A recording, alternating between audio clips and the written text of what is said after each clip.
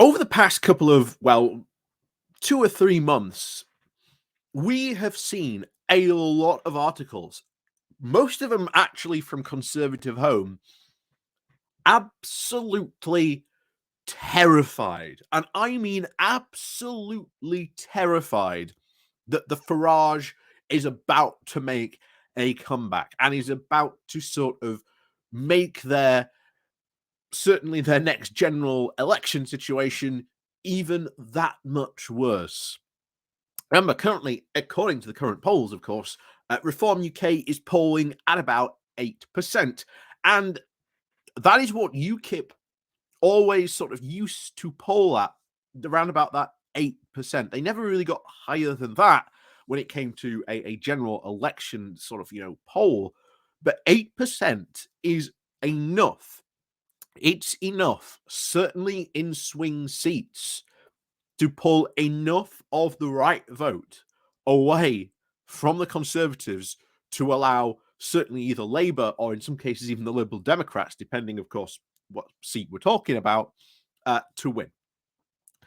So we've also had the rise of the new Conservative and Democratic organisation as well, threatening to blow the party apart because we've gone over what some of their crazy demands and what they want. And it is a recipe for absolute chaos. And to be honest, the fact that they are making such a move is wonderful to watch. And I think, as someone has often quoted in the comments whenever we've talked about this, the Napoleon quote, whenever your enemy is making a mistake, don't interrupt them. And I agree. I absolutely agree. And this is why it's sort of fascinating to watch. So the two interesting things that have been certainly now for coming through sort of Conservative Home. Again, this is partly why I sort of watch this and sort of go to it, because it is sort of one of the big sort of think pieces in sort of the non-parliamentary Conservative Party. It has a lot of influence. I've expressed that before. It has a lot of influence. So now that they've been doing all these scare pieces, it's time to, shall we say, people to start stepping in and saying, whoa, guys, maybe we should think about what we're about to do, or at least put the brakes on here and maybe, think about this and have internal discussions. And this is why it's also fantastic to see these internal discussions taking place, because you get to sort of examine these in a way that very often you don't for other parties. So today we're going to go over a piece written by a, as he says himself, he's an average Conservative voter, and he's writing in response to the Conservative Democratic Organisation and the fact that, as far as he is concerned, it will consign the Conservative Party to permanent opposition. So it's certainly an interesting viewpoint. I can say that for the start. But before we go cracking into this article, see what he also has to say, because it's quite fun. Please do remember to hit that like, share, and subscribe button. And of course, down below there are links to my Patreon page and an affiliation link called Buy Me Coffee, where you can buy me coffee. And of course, there are links down below to my YouTube thank you button, and of course the Pony Club as well, where you can join the YouTube subscription and you get stuff when you subscribe to that. And of course, please remember to ring the bell as well, so you get notifications of when we go live or when we drop a new video. So onwards to, again, Conservative Home with their article, written by a Conservative Party member called Max Barden-Clark. The title of "The Conservative Democratic Organization's Misguided Campaign Risks Consigning Our Party to Permanent Opposition." And this is quite interesting because, again, he is, or at least he sort of makes the case, he's an average sort of, Conservative voter. And it would be interesting to see, because I don't know what the overall effect really of the Conservative Democratic, or what the CDO's true, shall we say, purchase will be when they start making their moves to sort of gain power. But as I've said, if they do gain any significant power, it's going to cause a lot of trouble. A lot of trouble. You can already see it just from their goals. So let's crack on with this. So Max Biden Clark is a Conservative Party member and a software engineer living in Cheshire. He starts off with, "I am a conservative I'm a conservative to preserve all that is good in our constitution, a radical to remove all that is bad," said Disraeli himself 2 centuries ago. That is true today as it was true then, and it is true for our party's constitution as it is for our country's. I'm able to quote a fellow Tory from so long ago because the Conservative Party has endured for so long. It has done this by having the agility to adapt to changing attitudes while having the strength to adopt policies that, whilst being firmly in the national interest, risk short term unpopularity. This centuries old recipe for success has been damaged by the role of party members in selecting their party leader. It would be further placed in peril by members directly deciding on the party's policy platform, as suggested by the recently launched Conservative Democratic Organisation. So that's interesting. That's very interesting. So he is putting a lot of the blame that has happened in the Conservative Party, certainly on the members for, well, certainly for electing Liz Truss. And I don't know if he would say that Boris Johnson was also again elected by the Conservative Party. And I agree with him. If you've got a party that is selecting those types of crazy leaders, then them being able to select party policy, that could be even worse, given sort of the direction that the Conservative Party really is sort of sliding in. So, it continues. In our national constitution, the qualification for someone assuming the role of Prime Minister is a simple one. Can they command the confidence of the House of Commons? Currently, in the case of Rishi Sunak, I'd say no. I don't really think he has the Commons, and we'll probably see that play out this year.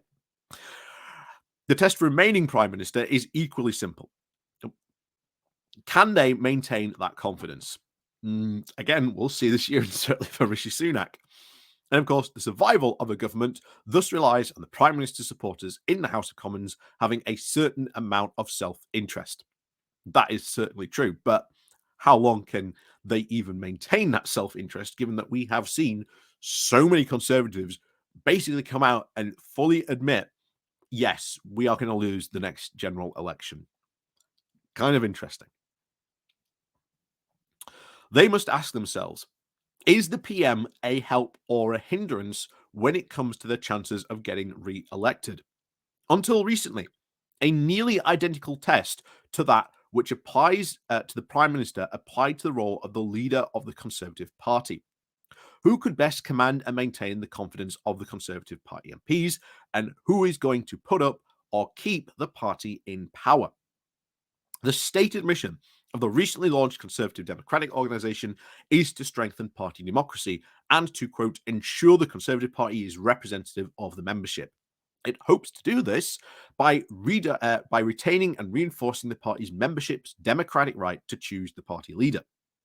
This sounds like an attractive proposition. If the Conservative Party wants to be seen as one of the staunchest defenders of democracy, both at home and overseas, why shouldn't the party itself be more democratic? It's a fair point.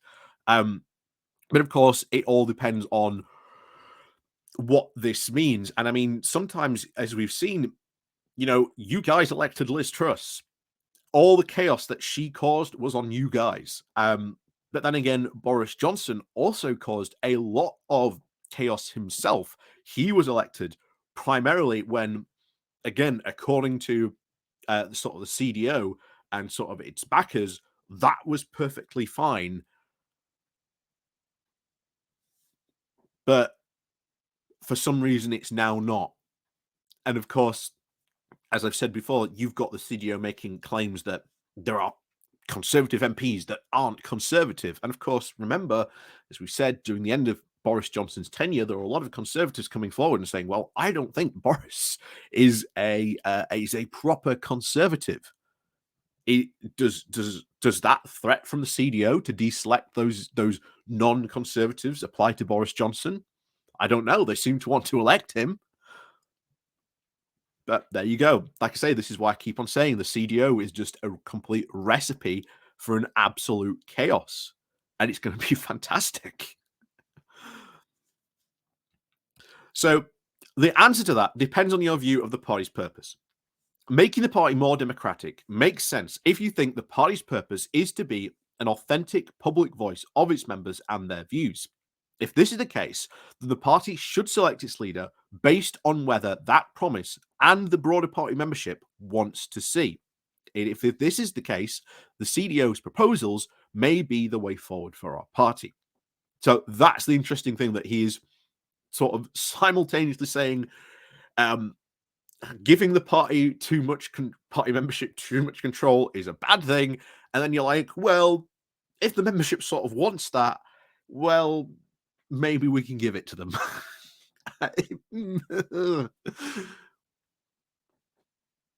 So, however, he says, I would argue that the purpose of the Conservative Party is to win elections, form a government, and deliver calmly and carefully, and consider the Tories' policies for the benefit of the nation. Well, they certainly haven't really, I think, for the past couple of years, but there you go. It is not merely to be a voice of, quote, making the argument for Conservative ideals, but to show by action that these are what can change Britain for the better.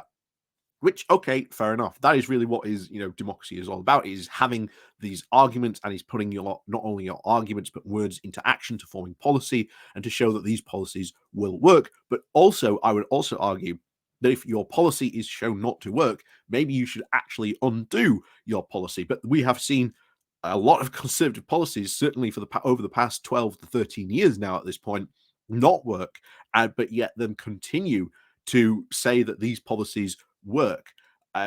Take the current immigration argument for the starters. This hardline approach clearly is not working. It is not stopping people from coming. Instead, what we should be doing is setting up a safe route that will end the small boats completely, but then also to fund the asylum system to make sure that people can get through it, and get through it in a very timely, quick manner. We have seen people like Priti Patel defund that system. And yet we are curiously told by these by certainly the Conservative Party, and certainly by Priti Patel, Suella Braverman, and almost a lot of other Conservative MPs, that the system is broken, the asylum system is broken. Well, who broke it? It was you guys. You've been in power for this long. There's no one else to blame. You are the ones who broke it, and there is no even admittance that maybe you've done things wrong. There isn't even that acceptance that, maybe your ideas are wrong and maybe you should rethink them. But of course, you can't, because a lot of certainly currently, the Conservative MPs in power and in charge are ideologues. And as far as they are concerned, that's their ideology they must follow to the T, to the letter, and there must be no deviation. And it's also part of the reason why the CDO has come into being as well, based on that ideology. But I don't think this guy would even admit to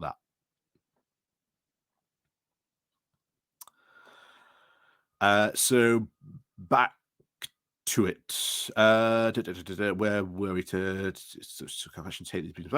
So anyway, back to it. Here we are. If this is the case, then the party should select its leader on their ability to actually deliver policies and win elections. To deliver and to change the country for the better, a leader needs to be able to get legislation through Parliament, and to do that, they need to be able to command confidence for MPs. Yeah, that's basic parliamentary and governance principle, essentially. But anyway, he continues. Relatively to the recent innovation of the members' ballot in the leadership elections, this has broken the intrinsic link between the leader's ability to win in Parliament and to win in the leadership vote. It has shifted the focus of ambitious MPs from building these skills to help them deliver legislation through Parliament to building support amongst the party faithful. Again, that is where all this ideology comes from. And we have seen, by the way, there has been, I think we went over it a couple of years ago, a lot of people in the Conservative Party electing a lot more sort of, shall we say, more MPs to the right of them and then being very shocked that they've actually elected these type of even more right-wing MPs than they initially even thought they were. Um, but again, that's more sort of MP selection rather than actual, leadership. But hey, there you go. And as we said, there is a big problem, certainly of ideological um, sort of puritanism going on in the Conservative Party. But again, I don't think he's going to actually admit to that, to be honest, at the moment. Where were we? So it has shifted the focus of ambitious MPs from building skills to support the legislation through Parliament to building party faithful, and the COD's proposals would only exacerbate this shift. Exactly. I do sort of agree, and that is the whole point of the COD. It may lead to a party membership being precisely aligned with the views of the membership, and it will certainly lead to ambitious MPs attending more association dinners. However, it will also lead to a party much less able to deliver legislation, much less able to win elections, and ultimately less conservative policies enacted in government. Very true, because it will be an ideological shift. It will be one driven by ideological proposals. And we have seen certainly in the Conservative Party a shift, and Curtis, who is the sort of the leader of the CDO, has stated openly he wants to adopt this very, very hard line shift to the right. He has openly signaled that. So we'll see. It would also lead the party down the path to factional battles. You're not having a factional battle now going on in the Conservative Party. I'd argue you are, but there you go. You certainly, I don't know if we would even admit that there are factional battles taking on. I mean, we've got just yesterday we reported about the hardline Brexiteers making demands of Rishi Sunak about the small boats and Brexit. There you go. But anyway, that's quite funny. So it would lead. It's already happening. But anyway, sorry, we're getting distracted. So it would lead the party down the path of factional battles aimed at taking control of its internal bodies and shift focus to what happens to the party instead of what happens to the country, and risks bringing to the Conservative Party all the internal strife that Labour suffered under Corbynism. I'd argue it wasn't sort of Corbynism, but then again, that's just a catch-all term. I suppose most people, certainly, and most general sort of conservatives in the UK, used to describe anything. Like I said, I don't even know how you would describe Corbynism anyway. I think I've heard multiple descriptions of Corbynism, to be honest, but there you go. Back to it. So their proposals are a manifesto for permanent opposition. That's interesting that we would say that, and it's such a pushback against the CDO. That's interesting. The proper place for democracy in our party is where it has always been, in selecting our candidates and deciding how we run our local associations and local campaigns. Maybe these parts of the Tory party democracy should be strengthened, such as by giving associations more role in candidate assignment and the candidate list in general. Again, that is exactly the same thing that's happening in the Labour Party at the moment, giving local associations more control and more say of who the local candidate is. And I think certainly in the Labour Party, we are, I think, far further along in having that conversation, certainly than I certainly see the Tory Party having that conversation. But there you go.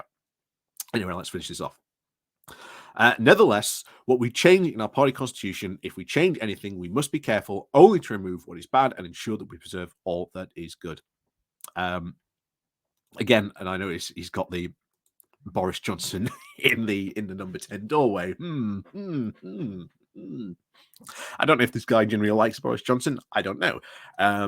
If this guy ever sees this, I'd love to have a conversation with him. I think that would be fantastic to see what he thinks about sort of the internals going on currently in the Conservative Party. I found it kind of funny that he doesn't admit that there is, first of all, the ideological purity and divisions and all the different factions currently going on in the Conservative Party. The fact that he doesn't seem to admit now that there is a fractious Conservative Party and already battles taking place now over Rishi Sunak and trying to force all these different factions making demands, forcing Rishi Sunak into a position where he literally has no political room to maneuver. I think that speech he recently gave just last week, indeed, was aimed at basically saying, yeah, I'm going to do these. I'm going to do these things. And best of all, I don't have to do any legislation. Hence why it was such a sleight of hand. Because when we went over some of the stuff he said in his speech, most of that stuff is going to happen anyway. And as the response came from it, it's going to be done by Rishi Sunak essentially doing nothing, because in reality, he can do nothing. He has no room to maneuver, no room to move, nothing.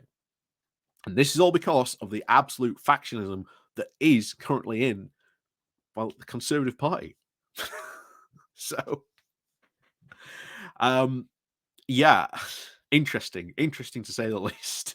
To say, but yeah, if this Max in particular ever does end up seeing this video, and you ever sort of fancy a conversation about sort of what's going on, of course, in the sort of Conservative Party, that would be fun to have. I'd love to sort of put a lot of questions to you. Certainly, that's for sure. But as always, guys, thank you very much for watching, and of course, please do remember to hit that like, share, and subscribe button. And of course, down below there are links to my Patreon page and a one-off donation link called again, Buy Me Coffee, where you can, well, buy me coffee. And of course, there's a YouTube thank you button, and of course, the Pony Club as well, where you can again join that and you get sort of different perks as well. So as always, guys, thank you very much for watching, and of course, we'll see you all next time.